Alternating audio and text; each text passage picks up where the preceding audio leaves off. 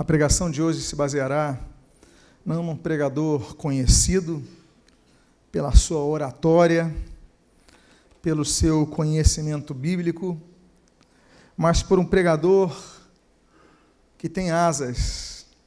O pregador dessa manhã serão os gansos. A tradução o registro dessa mensagem, ele se encontra nesse livreto, que eu tenho alguns à disposição ali ao final do culto, estarei com a literatura, e se você desejar, você pode adquiri-lo ao final dessa mensagem. E eu gostaria de falar, então, nessa manhã, sobre as grandes lições que nós devemos aprender com os gansos. Não aprenderemos com Billy Graham, não aprenderemos com William Seymour, não aprenderemos com Moody, não aprenderemos com Leonard Ravenhill, mas aprenderemos com os gansos. Você está disposto a ter algumas lições preciosas com esses gansos? Eu convido a que você abra a sua Bíblia no Evangelho segundo Mateus, capítulo de número 6. E eu gostaria de, nesta introdução, ler apenas o verso de número 26. Mateus, capítulo 6, versículo 26. O Senhor Jesus assim nos diz: observai as aves do céu, não semeiam, não colhem, nem ajuntam em celeiros, contudo, vosso Pai celeste a sustenta. Porventura não valeis muito mais do que as aves? Oremos. Pai amado, lemos a Tua santa e preciosa palavra e pedimos, Deus, fala conosco nesta manhã. O que nós pedimos, nós o fazemos agradecidos em nome de Jesus. Amém e amém. Os gansos, eles fazem parte de um grupo de animais chamado anatídeos. Dos anatídeos nós temos os gansos, nós temos os patos, nós temos os marrecos e nós temos os cisnes. Os cisnes têm por característica ter um pescoço mais alongado, ter um tamanho maior, e nós então temos essa característica fundamental dos cisnes. Os marrecos, eles já são os menores de todos esses anatídeos. Eles são menores, mas eles também são os mais velozes, eles vão com muita rapidez. Os patos, eles têm por diferença um tamanho mediano, mas ele tem, por exemplo, uma crista, que diferencia ele de outros anatídeos, é a crista que ele tem sobre seus bicos. Mas os gansos, eles têm uma característica diferente desses três outros, porque os gansos, eles são como os bois, eles são herbívoros, eles não são seres que ficam comendo os peixes, por exemplo, eles pastam, os gansos, eles vivem mais na terra, os cisnes, os gansos, eles vivem mais na terra. Até você pode notar que as patas deles já são mais preparadas para ficar na terra e ficam comendo grama, comendo capim. Os gansos, eles são animais que têm uma duração de vida, para o termo de aves, uma longa, são 10 anos de vida na média dos gansos, e as gansas, elas costumam colocar a cada 2 dias um ovo, claro que depende da sua espécie. Existem gansos em todos os continentes, com exceção da Antártica, e aí nós temos 147 categorias diferentes de gansos. Apesar disso, os gansos têm algumas atitudes que devem ser emuladas pela igreja. São 5 lições que eu gostaria de compartilhar com os irmãos, que nós devemos aprender com os pregadores desta manhã.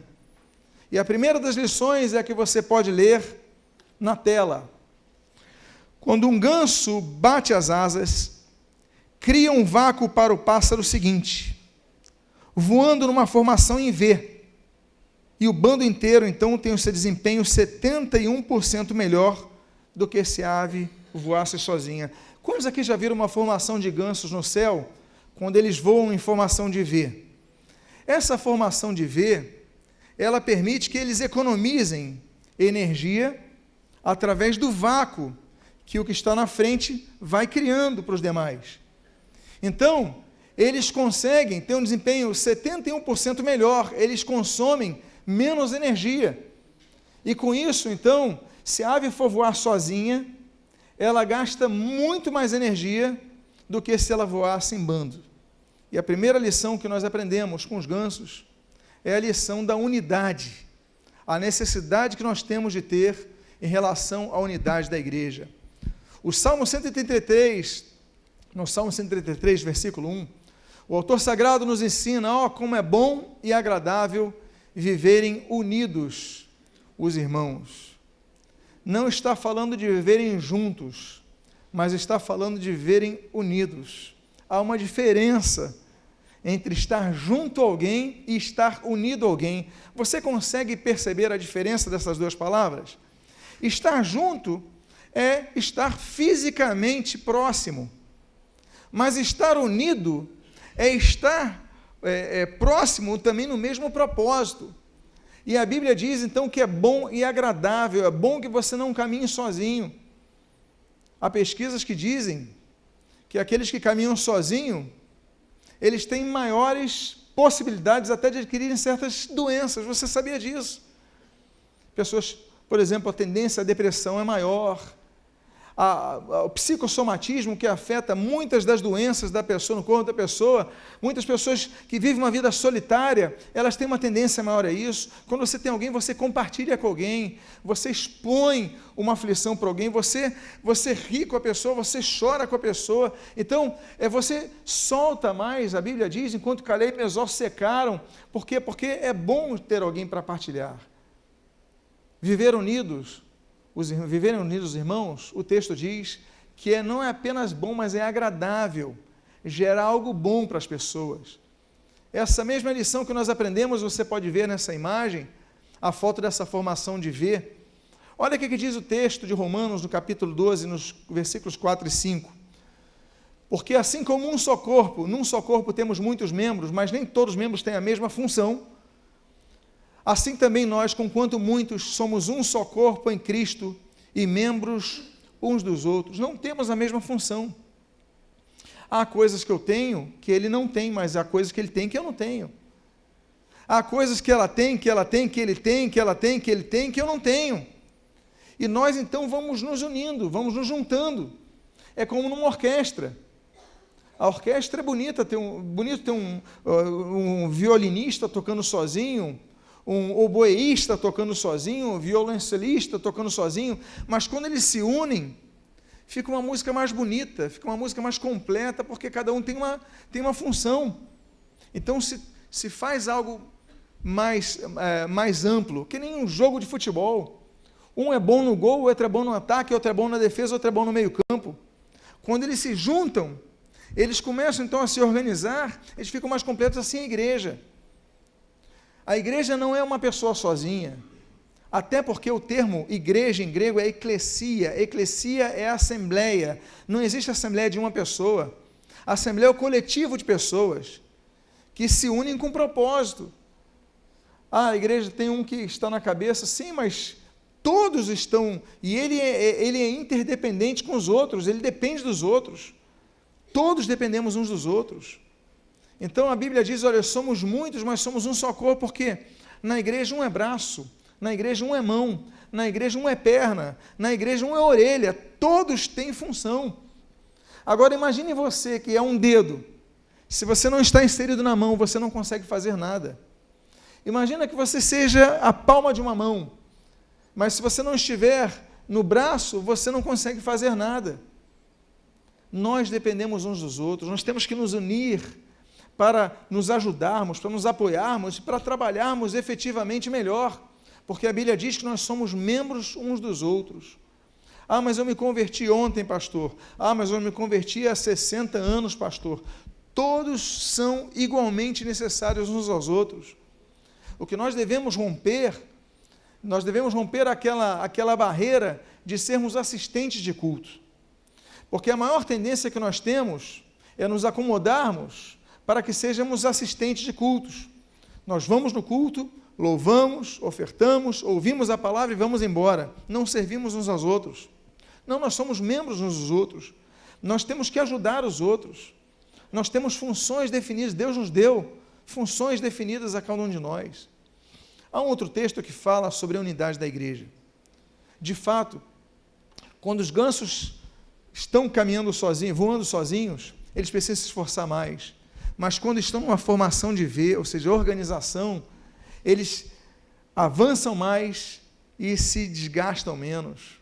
Como é importante estarmos na igreja, compartilhando uns aos outros. Nós falamos dos grupos de vida, dos grupos familiares. Ali você ora pelo outro, você abre o seu coração, você compartilha. Você não fica apenas um assistente, você se integra com as pessoas. A Bíblia diz, e a Bíblia avança em 1 Coríntios capítulo 1, versículo 10, falando sobre a importância de nós andarmos juntos numa mesma visão, uma mesma unidade, um mesmo parecer. Olha só o que diz o texto. Rogo-vos, irmãos, pelo nome do Senhor Jesus Cristo, que faleis todos a mesma coisa, e que não haja entre vós divisões. Antes, sejais inteiramente unidos na mesma disposição mental e no mesmo parecer. Unidade não é fácil. Nunca é fácil. Nunca é fácil. Se você precisa trabalhar em unidade de alguém que não é pago para ter essa unidade, é muito difícil. Porque se você tem funcionários, olha, eu quero que você chegue a tal hora, e tal hora seja você venda isso, e tal hora você faz serviço, a pessoa está recebendo, ela vai obedecer, vai fazer. Agora, se for voluntário, eu vou se quero, eu vou a hora que quero, é muito mais difícil. É difícil manter unidade na própria casa, na própria família, na igreja, no trabalho, em todas as áreas. É difícil, tem que haver abnegação, tem que haver humildade, tem que haver disposição para que estejamos unidos, para que com a mesma disposição mental, eu acho o termo disposição muito interessante, porque disposição mental é um esforço. Eu vou me dispor a estar unido, eu vou me dispor a estar no mesmo parecer. Não é isso? É disposição, ter disposição. Você tem que ter disposição para caminhar na unidade, porque caminhar na unidade é difícil. A igreja tem que caminhar unida, mas é muito difícil. Qualquer coisa as pessoas desanimam, qualquer coisa as pessoas saem. O pastor mudou a caixa de som de lugar, vou sair da igreja. O diácono falou para fazer, eu vou sair da igreja. Qualquer coisa as pessoas mudam, porque não tem a mesma disposição, mas é um mandamento bíblico.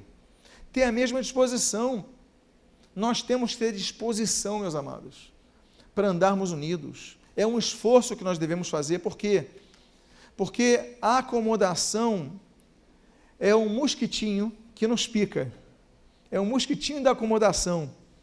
Ele não transmite dengue, ele não transmite chikungunya, ele transmite a acomodação. Quando ele pica, você fala, não vou me envolver com nada, não vou me envolver com ninguém, e é muito difícil quando nós entramos nesse processo. Então a Bíblia exige, olha, você tem que ter disposição mental, tem que colocar na tua cabeça, eu vou andar unido com meus irmãos, eu vou andar unido no ministério, eu vou andar unido na função, eu estou no louvor, eu vou andar unido com a direção do louvor, eu estou na escola bíblica, eu vou andar unido com a escola bíblica, eu estou com o ensino das crianças, vou andar unido com a liderança das crianças. Nós temos que ter disposição, tem que fazer força. Há um outro texto que diz, o mesmo apóstolo Paulo, aí combinando com o esforço desses gansos, ele diz em Efésios capítulo 4, versículo 1, o seguinte: rogo-vos, pois eu, Paulo, o prisioneiro do Senhor, que andeis de modo digno da vocação a que fostes chamados, com toda o quê? Humildade e mansidão. É difícil se submeter a alguém se você não for humilde. É difícil. Você vai dizer, não, eu acho diferente e pronto. Imagina um exército que vai à guerra. Se cada um pensar em uma direção, eu prefiro por ali, não, eu acho que é ali, não, prefiro. Se ninguém estiver disposto a ir numa mesma direção, não há agrupamento. Todos vão morrer, vão ser presas fáceis. Quando nós estamos unidos, é muito mais fácil nós avançarmos, ter força. 71% de força extra nós temos, porque nós estamos unidos, estamos atirando na mesma direção, então é mais fácil nós avançarmos. Paulo diz com toda humildade e mansidão. Deus é um Deus que valoriza a humildade, mas se não houver humildade, a gente não consegue avançar. Meus amados, o Salmo capítulo 10, a Bíblia diz que Deus ouve os humildes. Nós já pregamos sobre várias orações que Deus não ouve, mas Deus fala, eu ouço os humildes. Capítulo 10 do Salmo. Capítulo 25 do mesmo livro de Salmos, a Bíblia diz que Deus guia os humildes. Deus é um Deus que a pessoa é humilde, sabe? Deus guia porque ela tem humildade. O humilde, ela quer ajuda, ele reconhece que precisa de ajuda. O Salmo 149, ele diz que Deus adorna de salvação o humilde. Ou seja, a salvação está para os humildes. São os humildes que são salvos, porque os humildes reconhecem, olha, eu reconheço que eu sou pecador, eu reconheço que preciso de ajuda, eu reconheço que preciso de um Salvador, Deus me perdoa, eu reconheço que sou pecador, me perdoa. Por isso que a Bíblia diz que Deus adorna os humildes de salvação, porque você diz, eu não preciso de nada, eu estou bem, eu não preciso de igreja, eu não preciso de Deus, eu não preciso de seguir o caminho de Jesus, não preciso de nada, você é uma pessoa que não é humilde, mas a humildade reconhece que nós precisamos da ajuda de Deus. Muitas vezes Deus permite que nós entremos no deserto para sermos humilhados. A Bíblia diz isso em Deuteronômio capítulo 8, versículo 3. Deus permite que nós entremos no deserto. Muitas vezes a gente é tão arrogante, a gente tem a nossa arrogância tão grande, que Deus permite que nós entremos no deserto para que sejamos humilhados. Deus é o Deus que valoriza a humildade. A Bíblia diz, o Senhor Jesus fala no Sermão da Montanha, no Sermão do Monte, melhor dizendo, capítulo 5 do Evangelho de Mateus, a Bíblia diz, olha, bem-aventurados os humildes, porque deles é o reino dos céus.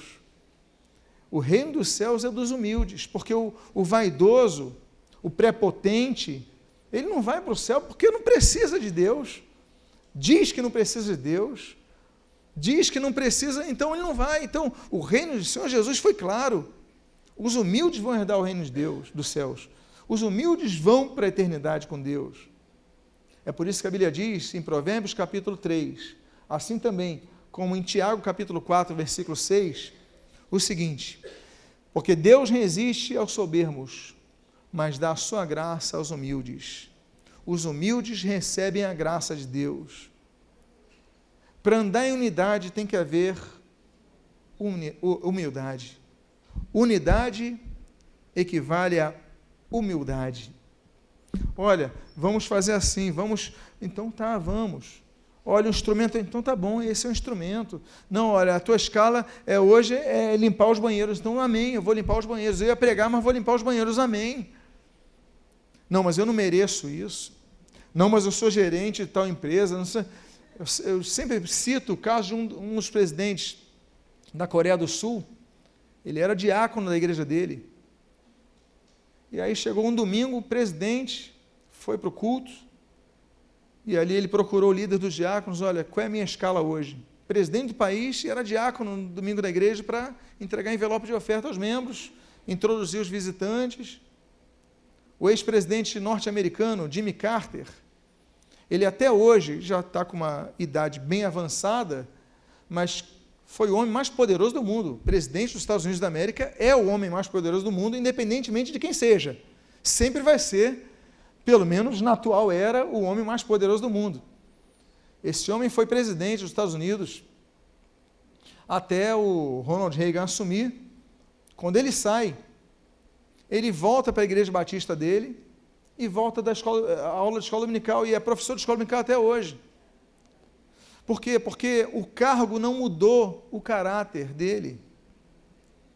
Muitas vezes o título nos muda. Agora eu sou diácono, agora eu sou pastor, agora eu sou evangelista, agora eu sou isso. E você já não faz as coisas como fazia. O título não pode mudar, não, mas agora eu sou um grande empresário. Não, mas agora eu sou independentemente do cargo, da função que você recebe, do título, dos aplausos, do poder que você tenha, você não pode perder a humildade, porque senão você não vai conseguir trabalhar na unidade. Os gansos podiam trabalhar sozinhos, voar sozinhos, mas eles entendem, não, eu vou andar unido, vou voar unido, porque eu ganho força. e nós devemos nos esforçar. É o que o apóstolo Paulo diz no capítulo 4, versículo 3 de Efésios: esforçando-vos diligentemente por preservar a unidade do Espírito no vínculo da paz. Esforçando, fazer força. Esforçando-vos é empenharmos força. Não é fácil. Não é fácil. Eu tenho que manter a unidade. Aí começa a falar mal de alguém, começa a falar mal de um líder, começa a falar mal de alguém do teu grupo de vida, começa a falar mal, e você então fica complacentemente quieto. Não pode, você tem que se esforçar, você tem que rebater. Há um autor africano de Gana chamado Dag Heward-Mills, eu amo os livros dele, e ele diz no livro Deslealdade de uma linguagem que eles usam lá em Gana, sobre o vento norte, mostra a face do vento norte, que o vento norte lá de Accra é um vento frio, gelado, que vem das montanhas. Então, quando esse vento norte chega, as pessoas ficam com a face dura. Quando alguém estiver falando mal de uma liderança, quando alguém estiver falando mal de um amigo seu, quando alguém estiver falando mal de um parente seu, você tem que mostrar a face do vento norte.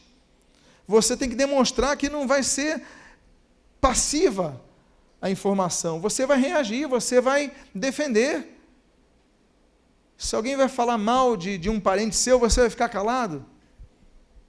Então nós não podemos. Nós temos que nos esforçar, diz o texto, esforçando-vos diligentemente para preservar a unidade do Espírito no vínculo da paz. É diligentemente. Você tem que fazer isso daí uma regra. Tem que haver uma perseverança nisso. Tem que haver uma atitude constante, com diligência, com zelo, com preocupação, com esmero. Diligentemente é preservar a unidade. Ninguém vai quebrar a unidade. Então não deixe que quebre a unidade da tua igreja. Luta pela unidade da tua igreja. Não se cale, lute. Porque muitas vezes tem muita gente que é fofoqueira e usa uma máscara espiritual para esconder a sua fofoca. A pessoa chega com aquela linguagem espiritual da oração. Olha, meu irmão, minha irmã, nós precisamos orar por fulano. Por quê? Ah, você não soube não? Ou seja, você usa de um argumento verdadeiro, oração, precisamos de orar por fulano, mas o seu objetivo é soltar a língua. Então, na verdade, você não está preocupado em orar pela pessoa, você está preocupado em falar mal da pessoa. Só que você está na igreja e você mascara isso, dizendo que quer orar, quer oração. Precisamos orar. Olha, fulano fez isso, fez aquilo. Olha, fulana está assim, está assim. Você viu a roupa da fulana? Você viu a maquiagem da fulana? Você viu o carro do fulano? E você começa a destoar, soltar, destilar o seu veneno para dizer, não, agora vamos orar. E você fecha o olho e ora pela pessoa, aquele grupo, e está todo mundo com a fofoca atualizada. Isso é do inferno. Isso é diabo. Diabolos, no grego, é acusador. Diabolos, né, aquele que promove a acusação. Você está acusando pessoas, você está sendo um instrumento diabólico. Não, nós temos que pegar o exemplo de Paulo, o exemplo dos gansos, e esforçando-vos diligentemente por preservar a unidade. Eu vou lutar pela unidade da minha igreja, eu vou lutar pela unidade da minha família, eu vou lutar, tem que lutar. Unidade no espírito, no vínculo da paz. Há uma outra lição que nós aprendemos com os gansos, que é essa lição que está em tela, é a segunda lição. Estão dispostos a continuar aprendendo com os gansos? Você hoje não está aprendendo comigo, não. Você está aprendendo com os gansos. Quando você olhar para o céu e ver um grupo de gansos voando, você vai se lembrar dessas lições. A primeira lição fala da unidade. Mas a segunda lição avança um pouco mais. A Bíblia diz, o texto, o ensinamento dos gansos na segunda lição diz o seguinte: quando um ganso fica doente, ferido ou é abatido, 2 gansos saem da formação e o seguem para ajudá-lo e protegê-lo. Olha que coisa bonita. ficam com ele, com esse ganso que está ferido ou doente, até que ele esteja apto a voar de novo ou então morra. Só assim, se ele voltar a voar ou se ele morrer, é que esses 2 gansos voltam ao procedimento e vão em outra formação. Se não conseguir achar o mesmo grupo, vão para outro bando de gansos. Olha que lição bonita dos gansos. Tem um ganso que está ficando para trás, está doente, está cansado. 2 gansos não deixam ele sozinho. Temos ou não temos que aprender com os gansos? Envolvimento, companhia. A Bíblia diz, e eu volto a dizer, os gansos são ensinadores bíblicos, porque o que eles fazem é o que a Bíblia ensina. A Bíblia diz, no texto de 1 Coríntios capítulo 12, versículo 26, de maneira que se um membro sofre, todos sofrem com ele, e se um deles é honrado, todos com ele se regozijam, se alegram, jubilam. Nós devemos aprender essas 2 questões, porque, mormente, muitos nem sofrem com os membros que estão sofrendo, nem se alegram com os membros que estão alegres. O membro foi promovido, foi honrado, olha, esse membro está sendo honrado, ganhou um cargo novo na empresa, abriu uma empresa, conquistou um carro novo. Aí você fala, aí, carro novo, precisa? Você começa a mostrar inveja, pequenez de espírito. E agora, quando o membro sofre, o texto diz, se o membro sofre, todos sofrem com ele, porque isso é igreja, a igreja se mobiliza. Os grupos de vida são tão importantes, os grupos pequenos são tão importantes, porque num culto como esse, você não conhece as pessoas, você não tem como conhecer. Você chegou aqui, você louvou, você participou do ofertório, ouviu os avisos, está ouvindo a palavra, e vai embora quando acabar o culto. Mas os grupos pequenos, o grupo de jovens, o grupo de adolescentes, o grupo de casais, os grupos familiares, são oportunidades que você tem de se integrar com as pessoas. Um está passando por uma situação, então você vai lá e junta. Eu lembro de uma vez, nós tínhamos um grupo familiar em Benfica, e o grupo estava muito sentido que a anfitriã, a sua filha estava sumida, e no meio da reunião, exatamente no dia da reunião, recebe uma ligação de um sujeito, olha, estamos aqui com a tua filha, se despede dela. Ela é envolvida com drogas, ela tinha vendido as drogas, usado as drogas, não pagou os traficantes. Aí a filha falou com a mãe, mãe, me perdoa. Isso no meio da reunião. Desligaram o telefone e nunca mais viu a filha. Essa pessoa sofreu uma dor que eu acho que ninguém aqui, espero eu, ninguém aqui sabe o que é. Mas naquela hora a igreja estava junta. Participaram, acolheram, trataram dessa vida. É importante que a igreja viva isso. Se um membro sofre, todos sofrem com eles. Olha a lição dos gansos. Se um ganso começa a ficar para trás, 2 saem da formação. É cômodo estar na formação? É. Não é fácil ajudar os outros, mas você sai para ajudar. E aí você sai e todos se alegram e todos choram. Por isso que a Bíblia diz em Romanos capítulo 12, versículo 15, alegrai-vos com os que se alegram e chorai com os que choram. A única coisa que nós não podemos fazer é sermos indiferentes. A única opção que o cristão não tem é a indiferença. Está feliz? Se alegra com ele. Está chorando? Chora com ele. Mas nós não podemos ser indiferentes, temos que ser companheiros. Companheirismo é importante. Todos têm que ter um companheiro, é importante para você compartilhar. A Bíblia fala de tantos companheiros. A Bíblia diz, por exemplo, de Ruth, companheira de Noemi, em Ruth 1, Ruth capítulo 1. A Bíblia diz, fala sobre Josué, que era servo e servidor de Moisés. A Bíblia fala de Tito, que era companheiro e cooperador, em 2 Coríntios capítulo 8. A Bíblia fala de Epafrodito, em Filipenses capítulo 4, companheiro de lutas, de batalha. A Bíblia fala de Timóteo, a Bíblia fala de tantos outros. Eu gosto muito daquele Salmo 119, quando fala que nós somos companheiros daqueles que temem ao Senhor. Nós devemos fazer companhia com os que temem ao Senhor. Companheiro sou de todos aqueles que te temem. Por quê? Porque nós somos companheiros de pessoas que não conhecem o Senhor. Nosso trabalho, nos envolvemos com pessoas que não temem ao Senhor, que não conhecem a Bíblia, por isso perseguem o Evangelho, fazem chacota do Evangelho, criticam o Evangelho e só pegam os escândalos e os podres para falar. Ou seja, 90% ou mais de tudo de bom não falam, só falam dos escândalos, dos exageros, das pessoas que são falsas cristãs, falsos pastores, falsos profetas.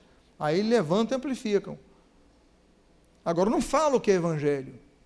Não trabalham porque não conhecem a Cristo, porque não conhecem a palavra, falam bobagens. Não estudam.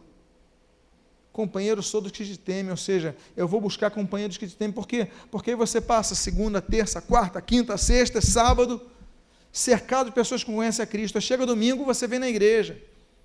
Não, procura fazer companhia, procura se envolver mais na igreja, mais nos grupos, mais na juventude, mais nos grupos de mulheres, nas reuniões. Procura se envolver daqueles e faça isso. Os companheiros são dos que te temem, te amam. Procura ter companhia com eles, porque a companhia com os outros você não tem como não ter. É o teu trabalho, é o teu estudo, é a tua família, não tem como. Então você tem que buscar aquela pessoa que compreende você, aquela pessoa que tem a luz do Evangelho, aquela pessoa que visa praticar a palavra. Você tem que buscar isso. A terceira lição que nós aprendemos com os gansos. A primeira lição fala sobre a unidade. A segunda lição fala sobre o envolvimento. A terceira lição, ela fala com uma fase mais profunda desse envolvimento, que é a que nós lemos aqui na terceira lição. Sempre que um ganso sai da formação, sente subitamente a resistência por tentar voar sozinho e rapidamente volta para a formação, aproveitando a aspiração da ave imediatamente à sua frente. Quando ele tenta voar sozinho, olha, a primeira fase é que nem do filho pródigo. O filho pródigo, ele sai de casa, leva o dinheiro da sua herança de maneira antecipada e gasta tudo. Tem festas, tem amigos, tem sorriso, tem alegria, tem tanta coisa que o mundo oferece. É sempre maravilhoso, aí você se livrou da pressão do pai, se livra da igreja, a santificação, Bíblia, oração, eu vou curtir esse mundo. Só que depois, você começa a ver que terrível coisa é ficar afastado do Senhor, ainda que você diga que não está afastado, mas na prática está. Aí começa a ver as decepções, as perseguições, as angústias de alma, o vazio no coração, a culpa, tantas coisas. Você começa a ver que está voando e está perdendo força. Mas o texto diz, ele volta à formação para aproveitar a aspiração. Quando você está no reino de Deus, as coisas são mais leves. Deus começa a tratar o seu coração, começa a trazer direção, começa a trazer cura, ainda que tenhamos problemas. Mas nós estamos envolvidos no amor de Deus. O ganso foi chamado para voltar, para quê? Para cooperar porque quando ele volta, ele também ajuda outros. Nós devemos cooperar. A palavra cooperar, que vem no português, é uma palavra que vem do latim, né? Cooperar e operar conjuntamente, que é aquela, eu já citei esse exemplo, que tinha nos navios romanos, do Império Romano, que eram operados nas galéias, que eram cooperadas com escravos. Então havia, ali onde ficavam os escravos com remo, havia um homem chamado operador. O operador era uma pessoa que tinha um tambor. E os escravos que tinham junto ao remo uma cadeia, uma algema, eles eram chamados de cooperadores. Por que eles eram cooperadores? Porque o operador, ele batia o tambor, pum, eles remavam. Ele batia de novo, pum, eles remavam. Se ele batesse no outro ritmo, pum, pum, eles tinham que remar no mesmo ritmo, ou seja, um operava e os outros cooperavam. Não existe cooperação sem um operador. Todos cooperam. Os gansos, quando estão viajando, voando, eles estão cooperando uns com os outros. Nós devemos ser cooperadores. A Bíblia diz, nós somos, 1 Coríntios capítulo 3, somos cooperadores de Deus, lavoura de Deus e edifício de Deus somos nós. O apóstolo Paulo fala em 1 Coríntios capítulo 9, que olha, eu quero fazer tudo para o Evangelho para que eu me torne cooperador dele. O apóstolo Paulo teve vários cooperadores. Nós temos, Paulo fala que eram meus cooperadores, olha, Aristarco, ele fala de Demas, que o abandonou pelo presente século. Ele fala de Clemente, inclusive Clemente ele tem uma expressão interessante, cujo nome está escrito no livro da vida. Ele fala de Epafrodito, meu cooperador. Ele fala de Priscila e Áquila, meus cooperadores. Ele fala de Lucas, meu cooperador. Ele fala de Timóteo, meu cooperador. Ele fala de Tito, meu cooperador. E ele fala de Urbano, meu cooperador. Porque Paulo, que fez uma grande obra, nós conhecemos Paulo como apóstolo dos gentios, Paulo que é o homem que mais leva o evangelho para o mundo inteiro. Ele tira o evangelho daquela circunscrição da Judeia e ele leva o evangelho para a Europa. Paulo avança com o evangelho, mas ele não trabalhou sozinho. Paulo tinha seus cooperadores. E nós devemos ser cooperadores uns dos outros. Nós devemos cooperar. O ganso, então, ele entende que é importante que ele esteja congregado. Diz o texto de Atos capítulo 2, versículo 1. Ao cumprir-se o dia do Pentecostes, estavam todos, cada um em sua casa. É isso que diz o texto? Não. Estavam todos o quê? Reunidos no mesmo lugar. Ué, não havia perseguição contra Jesus? 50 dias antes, era a Páscoa, a ocasião que Jesus foi preso. 50 dias depois mudou o ambiente, a perseguição continuava, mas estavam, por isso que Pentecostes tem esse nome, Penteconta, né, 50º dia depois da Páscoa. Então, eles estão reunidos no Pentecostes, no mesmo local, eles estavam reunidos, estavam riscando suas cabeças.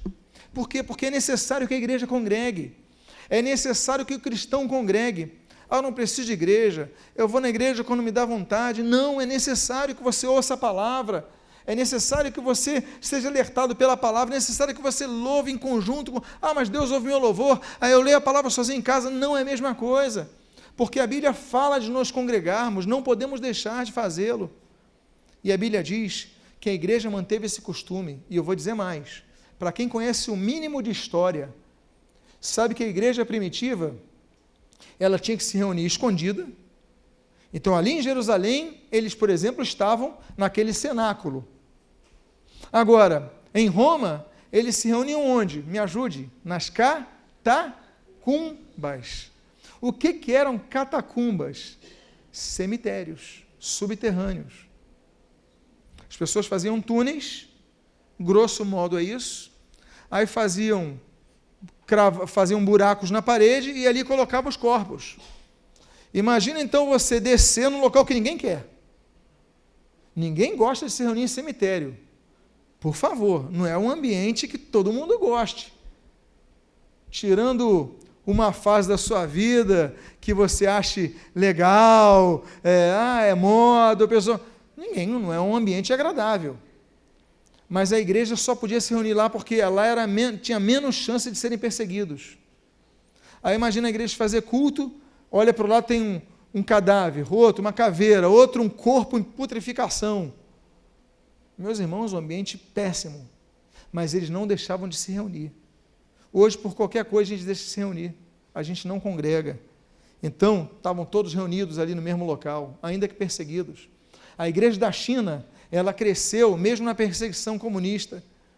A igreja da União Soviética, ela cresceu mesmo na perseguição comunista. E hoje a grande perseguição que existe é a perseguição muçulmana. A igreja continua crescendo nesses locais. A Bíblia diz, Mateus capítulo 18, versículo 20, o Senhor Jesus, ele diz, onde estiverem 2 ou 3 reunidos em meu nome, ali estarei eu. Eu faço uma pergunta. E se não tiverem 2 ou 3, se tiver uma pessoa sozinha, Jesus não está presente? Ele está presente. Se você estiver numa ilha sozinho, Jesus está presente? Tá. Por que ele falou onde 2 ou 3 estiverem reunidos em meu nome?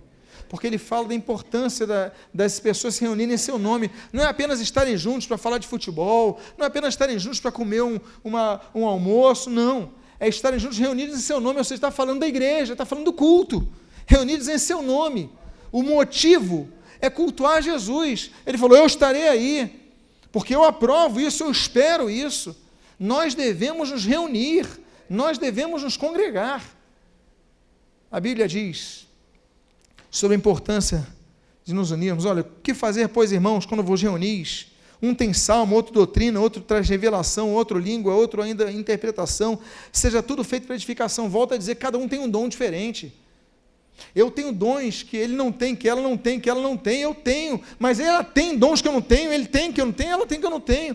Nós nos complementamos. Ah, mas o pastor tem que ter todos os dons. Onde está na Bíblia isso? Me diz, onde está na Bíblia isso? Eu não tenho todos os dons, e eu tenho certeza que não tenho capacitação para isso. Claro que Deus pode me dar, Deus pode dar a qualquer um, mas não é porque a pessoa é pastor, se é pregadora, cada um tem o seu dom, mas o importante é nós não perdermos o foco. Por que eu recebo um dom? Por que ele recebe um dom? Por que ela recebe um dom? Para que eu possa servir o meu irmão com esse dom. O dom não visa a glorificação da pessoa, o dom não visa a fama da pessoa. Se a pessoa tem fama, é para glorificar Cristo, é para a glória de Cristo. O dom visa o serviço. A Bíblia diz, servir uns aos outros, cada um, conforme o quê? O dom que recebeu. 1 Pedro 4,10. Você recebeu um dom, tem que servir o teu irmão. A grande questão é, quantos aqui têm servido os seus irmãos? Todos têm dom. Mas quantos têm servido os seus irmãos com seus dons? Porque muitos, voltam a dizer, não servem os seus irmãos, não se envolvem. Nós temos aí, somos todos servos. Procura os presbíteros da igreja, olha, eu quero servir, deixa eu ficar na introdução pelo menos uma vez por mês, deixa eu cuidar das crianças uma vez por mês, deixa eu participar do louvor, eu toco, deixa eu cantar, deixa eu evangelizar, deixa eu ficar... Tantas áreas que nós temos, mas ninguém procura. Nós devemos servir, nós devemos ser servos, resgatar isso da igreja. Servir uns aos outros é ordem, servir é ordem. Servir uns aos outros conforme o dom que recebeu. Então você tem que servir, tem que procurar, eu quero me envolver. Você não pode ficar nessa situação de apenas assistir culto. Você tem que prestar culto ao Senhor, mas servir os teus irmãos. Então se envolva. Por isso que a Bíblia diz, não deixemos de congregar-nos como é costume de alguns, antes façamos admoestações, tanto quanto vedes que o dia se aproxima, não podemos deixar de congregar, é a ordem bíblica. A brasa fora do braseiro, ela se esfria. A brasa, ela só é quente quando está dentro do braseiro, você está longe, você está no meio do mundo, você está no meio dos amigos que não conhecem a Deus, você vai esfriar. Ah, mas eu conheço a palavra. Ah, mas eu fui criado na igreja. Ah, mas eu sei isso, sei aquilo, sei versículo de cor. Vai esfriar. Por isso Jesus falou, onde 2 ou 3 estiverem reunidos em meu nome, estarei. Eu quero isso, eu espero isso, eu almejo isso, eu desejo isso, eu instruo isso, eu ordeno isso. Nós devemos congregar. E a Bíblia diz claramente nesse texto de Hebreus, capítulo 10, não deixemos de congregar, como é costume de alguns, porque na igreja primitiva alguns deixaram de congregar. Não podemos, a brasa vai esfriar. Por isso que a Bíblia é tão clara sobre isso, e eu digo até contundente, como no texto de 1 João, capítulo 1, versículo 7. Se, porém, andarmos na luz, como Ele está na luz, o que diz o texto? Mantemos comunhão uns com os outros, e a continuação diz, e o sangue de Jesus nos purifica de todo pecado. Só quem está na luz mantém comunhão. Se você deixa de manter comunhão, é porque essa luz está apagando. Você precisa buscar essa comunhão, você precisa buscar isso. 4ª lição, penúltima lição dos gansos. Quantos estão aprendendo alguma coisa com os gansos? Quantos vão passar a olhar para o céu e quando verem aquela formação em V, vão se lembrar dessa mensagem? É impossível que você não se lembre. Você pode estar na praia, vou dar um tempo, aí passa aquela formação de V, aí você fala, Deus, o Senhor está puxando a minha orelha mesmo, né? 4ª lição,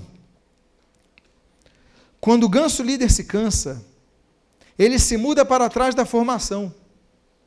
E imediatamente outro ganso assume o lugar, voando para a posição de ponta até que ele se recomponha. Meus amados, o ganso líder, ele tem alguma configuração de sua estrutura física diferente dos demais gansos? Ele tem 2 asas, não tem? 2 patas, um bico, 2 olhos, não é isso? Ele não tem nada diferente. Mas ele é o líder. Só que tem uma hora que ele cansa. Líder cansa. Líder fica triste. Líder se decepciona. Líder se entristece. Líder é como pessoas normais. Há líderes que querem se apresentar nas suas igrejas como se fossem sobrenaturais, como se fossem uma espécie de anjo, como se fossem pessoas completamente fora do padrão humano. Não, são iguais. As mesmas coisas que você passa, o líder passa, os líderes passam. Por isso eles precisam de amor, compreensão e intercessão. Agora, olha que coisa bonita que nós vemos com os gansos. O líder, ele fica na ponta, puxando aquele V, aquela formação em V. Uma hora ele vai cansar. Por quê? Porque quem está na ponta, ele está quebrando o atrito do ar. Não é isso? Então, ele está se esforçando mais que os que estão no meio, que eles estão no vácuo. Ele vai cansar. Quando ele cansa, ele vai voltando algumas posições, aí alguém vai e assume. E o grupo continua, e a igreja continua. Eu volto a dizer, a igreja não pode depender do carisma de um pastor. Essa igreja não existe por causa do pastor que tem, não. Essa igreja existe por causa de Jesus. Porque o pastor, hoje sou eu, amanhã pode ser outro, ontem foi outro, muda, mas a igreja é de Jesus. Somos apenas servos. Temos uma função, temos responsabilidades. Pagamos o preço por isso, mas uma hora vem outro. O que importa é que a igreja não pare, é que o bando não siga a sua ida. O grupo de vida tem que continuar, a juventude tem que continuar, os músicos têm que continuar, o evangelismo tem que continuar, a EBD tem que continuar, as crianças têm que continuar, a pregação tem que continuar, nada pode parar. E se alguém não está, tem que seguir, outro vai na frente. A igreja não pode parar. O ganso líder se cansa, outro substitui, até que ele repõe as forças. Tem hora que ele repôs a força, olha, já vou para frente de novo, e vai para frente de novo. E volta, porque a igreja é isso. A igreja é todo mundo, olha, poxa, meu dia está na frente, deixa que eu te cubro hoje. Eu estou cansado demais para estar ali na recepção, deixa que eu te cubro. Poxa, não tem condição da aula, deixa que eu te cubro. Isso que é o bonito dos gansos. Se a igreja aprendesse um pouco com os gansos, nós estaríamos muito bem. Os gansos dão uma aula para a gente. A gente vê algo na Bíblia assim, em Êxodo capítulo 17, versículo 12 e 13, o seguinte. Ora, as mãos de Moisés eram pesadas, por isso tomaram uma pedra e a puseram por baixo dele, e ele nela se assentou. Arão e Hur sustentavam-lhe as mãos, um de um lado, o outro do outro, e assim ficaram firmes, as mãos firmes, até o pôr do sol, e Josué desbaratou Amaleque e seu povo ao fio de espada. Olha que bonito. Moisés tinha que levantar seus braços, enquanto ele levantava os seus braços, Israel tinha vitória. Quando ele descia os seus braços, aí os amalequitas avançavam. Então, o que Arão e Hur fez? Poxa, Moisés é idoso. O homem é muito, muito idoso, está cansado. Aí Arão falou, vamos fazer o seguinte, vamos levantar o braço dele. E ajudaram, e botaram uma pedra, apoiaram o braço, e só assim Moisés pode exercer o seu ministério. O pastor tem um papel fundamental na igreja, mas ele depende de cada um, a começar com as suas orações. Todos temos função na igreja, mas nós devemos nos envolver, e não só pastores que exercem liderança. Exerce liderança de juventude? Conta comigo, de fato. Exerce liderança de louvor? Conta comigo, de fato. A Exército de Liderança na EBD conta comigo de fato. Precisamos de apoiadores, porque uma hora eles vão cansar e você vai ajudar. Você está disposto a ajudar ou você só quer ser ajudado? E aquilo de Jesus falar que não veio para ser servido, mas para servir. Nós devemos ser servos uns dos outros. E a última lição. Eu espero que você já tenha aprendido muito com as 4 lições. Mas vamos à última lição dessa manhã. Olha que coisa bonita. Os gansos, e a 5ª lição eu não copiei aqui, não tem problema não. Eu vou ler então aqui, o slide não está atualizado, ok? Esse slide é repetido da 4ª lição. Eu vou ler então a 5ª, presta atenção aqui o que eu vou dizer. Os gansos de trás, na formação, grasnam para incentivar e encorajar os da frente a que aumentem a sua velocidade. Você, quando vê a formação de V, em alguns momentos você vai ver que eles vão começar a grasnar. Quando eles começarem a grasnar, isso significa que o ritmo diminuiu. Quando o ritmo diminui, às vezes o líder não nota. As leis que estão na frente não notam, eles estão com outros problemas. Mas os de trás começam a grasnar. Olha, o ritmo está diminuindo. Vamos lá. Eu não sei se você já viu grupamentos do exército, do bombeiro, correndo nas ruas. Vocês já viram uma coisa comum que eles fazem? O que eles fazem? Eles ficam cantando. Mas o que eles cantam? Um fala e os outros repetem. E aí um dá força ao outro, um vai animando o outro. Tem um efeito psicológico nisso? Claro que tem. Mas é um agente motivador. Então eles vão lá, e tem um de trás que vai, vamos para frente. Não sei se você já viu isso no exército, mas enfim, um incentivando o outro a não parar. A corrida é isso, a vida cristã é isso, os gansos dão uma aula. Os que estão atrás estão vendo que o ritmo está diminuindo, eles grasnam. Vamos em frente. Igreja tem que ser isso. Se você está vendo o seu irmão diminuindo o ritmo, se você está vendo o seu irmão desanimando, se você está vendo o seu irmão esfriando, você tem que grasnar, você tem que gritar, você tem que falar, não pode deixar o ritmo diminuir, vamos em frente, você vai conseguir, é o ânimo. A Bíblia diz em Atos capítulo 12, versículo 5, Pedro, pois estava guardado no cárcere, estava preso, mas havia oração incessante a Deus, por parte da igreja, a favor dele. Ele estava preso, mas a igreja não deixava de orar por ele. O que eles estavam fazendo? Ainda que a distância, estavam grasnando. Porque você pode grasnar mesmo à distância, intercedendo pelos outros. Por isso a Bíblia diz, em Tessalonicenses, é o último texto que eu uso nessa manhã. Agora, vos rogamos, irmãos, que acateis com apreço os que trabalham entre vós, e os que vos presidem no Senhor e vos admoestam, e que os tenhais com amor em máxima consideração por causa do trabalho que realizam. Não é porque você gosta dele, não é porque não, é por causa do trabalho que realizam, você tem que valorizar quem está trabalhando. Ele está desanimando, está tirando a mão do arado, vamos lá, não tira a mão do arado. A Bíblia diz, o Senhor Jesus diz, aquele pois, no Evangelho de Lucas, aquele pois que põe a mão no arado e olha para trás, não é digno do reino, não podemos tirar a mão do arado. Nós temos que grasnar, não tira a mão do arado, não desanima, não deixa de trabalhar. Olha, uma coisa é o descanso, claro. Férias, uma viagem, uma folga, todos precisam. Tinha momento que Jesus se retirava das multidões. Tinha momento que Jesus pegava o barquinho para o meio do lago, porque é o único lugar que ele ficava livre. Ou ia para o deserto. Não estou falando isso. Eu estou falando você largar a mão do arado. Você desistir. Você deixar de voar com os gansos. Então a função da igreja é orar, mas é grasnar. Grasna para o irmão. Diga para a pessoa que está do seu lado, não deixe de trabalhar para Jesus, não largue a igreja. Diga para a pessoa. A função do ganso é essa.